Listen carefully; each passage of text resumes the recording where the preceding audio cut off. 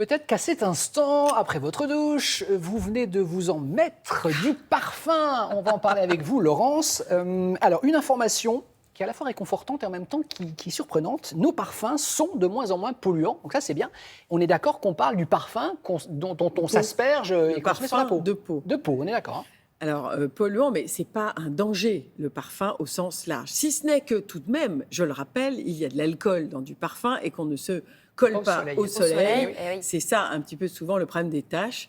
Donc, on fait attention. Pourquoi est-ce qu'on peut prononcer le mot polluant avec le monde du parfum?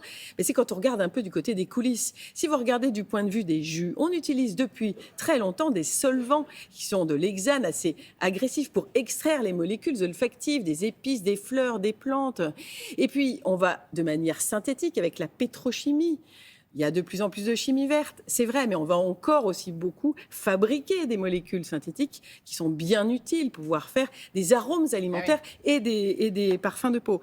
Et puis, on peut parler de polluants et de pollution au sens large. Si on regarde, eh bien, les flacons, les décors, le verre jusqu'à présent, comment était-il? Les décors, tout ce qui est or, couleur, ce qu'on aime, nous, beaucoup sur les emballages divers, eh bien, représentait autant de problématiques.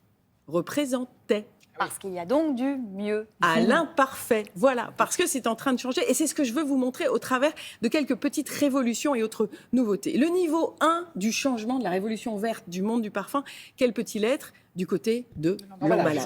L'emballage, vous regardez ici, Carton. vous voyez, du carton, Recyclable. du recyclable. Il y a des efforts qui sont faits et c'est beaucoup les petites marques. Des encres végétales, ça c'est à peu près intéressant. Le niveau 2, c'est le flacon.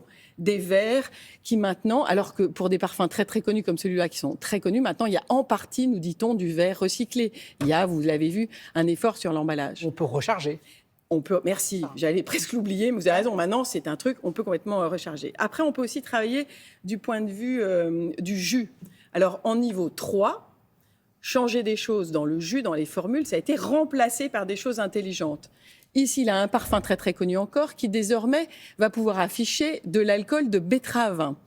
Là encore, un alcool de blé. Tout ça va aller vers le monde du bio. Et puis, il est en train d'arriver, là, depuis le 31 août, une révolution. Cette révolution, cette petite femme robot qui vient rejoindre son copain frère robot qui est sorti il y a 1 an. Vous l'aviez présenté.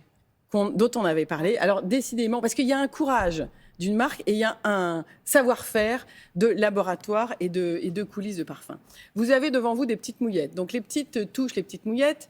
La petite B, c'était le parfum très connu à l'alcool de betterave. Oui. Il n'y a pas trop de différence. Et puis, le petit J, c'est ce parfum qui, entre autres, va contenir un jasmin. Alors, ce n'est pas que du jasmin, c'est un floral boisé musqué. Le nez parfumeur s'appelle Dora Bagrich, j'espère que je ne me trompe pas sur son nom. Elle est partie sur un encens très revisité, mais elle l'a mis un petit peu, vous savez que c'est beaucoup de choses, un parfum, elle a mis un petit peu de jasmin.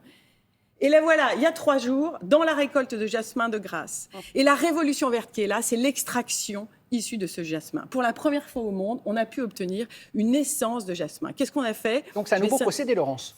Complètement nouveau procédé, merci. C'est comme si on le mettait en quelque sorte dans un micro-ondes. On a fait bouger les molécules d'eau à l'intérieur même du jasmin, donc on n'a pas amené des choses extérieures.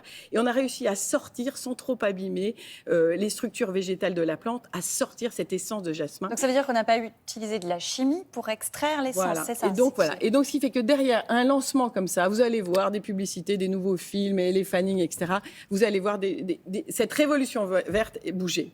Et pour parler du monde du parfum, je termine parce que le temps file. Aux éditions Robinson, Les parfums du pouvoir. Je me suis régalée, c'est 2 tomes. Découvrez la saga de la maison Capella, c'est formidable. Et puis si vous aimez encore le parfum, lisez Faux Cul, le journal collaboratif. Énormément de plumes gratuitement ont contribué à ce... Non, ça, c'est pas mon faux cul. Mais non, ça, c'est notre sujet d'après. Voilà. Mais le voilà. Mais le jeune homme avait un cul aussi, mais c'est pas l'autre. Bon, alors, là, c'est tout. Bah oui, elle était nulle. Oui, mais là, c'est la lettre, on est d'accord. Là, c'est la lettre. Voilà, c'est 2 lectures, ça va. Voilà. Révolution verte. Parfait. C'est le parfum qui vous enivre. J'en ai bien l'impression. Je suis sur le cul, pardon. Oh.